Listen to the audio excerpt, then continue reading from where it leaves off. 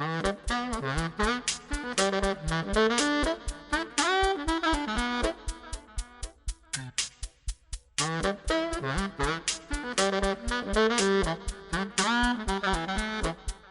vous conseillerais de postuler dans 3 types d'entreprises ou dans 3 secteurs différents.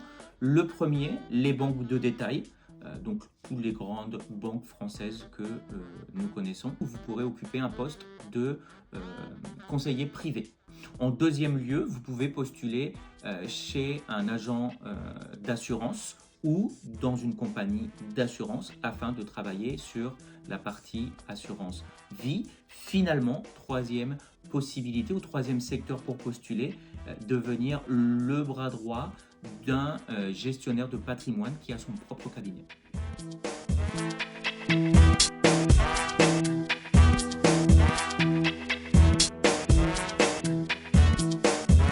La première va être la prospection clientèle.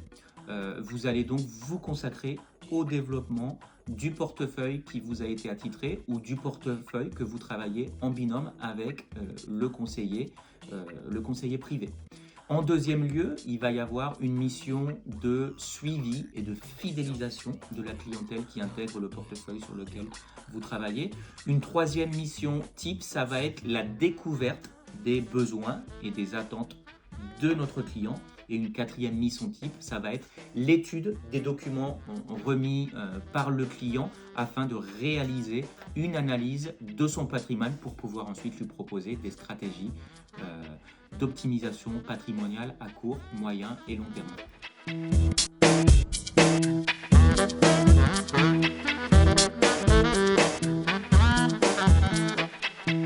Il y a 2 profils qui se dégagent pour occuper ce type de poste. On a un profil qu'on va définir comme plus commercial. Ce sont des étudiants ou des professionnels qui ont des années d'expérience derrière eux, que ce soit dans le domaine bancaire ou dans le domaine du commerce. Donc ces étudiants vont être très à l'aise sur la partie gestion de la relation client, négociation commerciale, finalisation des souscriptions de contrats. Et ensuite, on va avoir un deuxième profil qui est un profil qu'on va définir comme plus technico-juridique. Ce sont des étudiants qui ont suivi le cursus d'études BTS Banque, licence professionnelle assurance banque finance, qui vont avoir une certaine aisance dans la connaissance des produits et qui vont avoir cette facilité à échanger avec leurs clients pour optimiser leur patrimoine.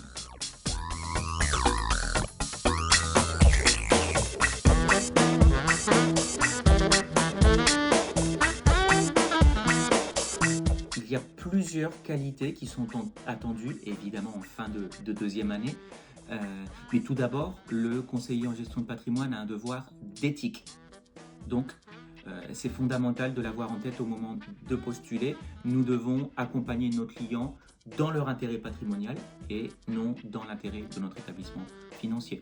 En deuxième lieu, nous devons avoir des personnes qui soient patientes, puisque l'accompagnement du client va requérir 3, voire 4, voire 5 rendez-vous. Donc nous devons être patients, discrets et finalement une qualité qui est inhérente au métier et l'intelligence émotionnelle.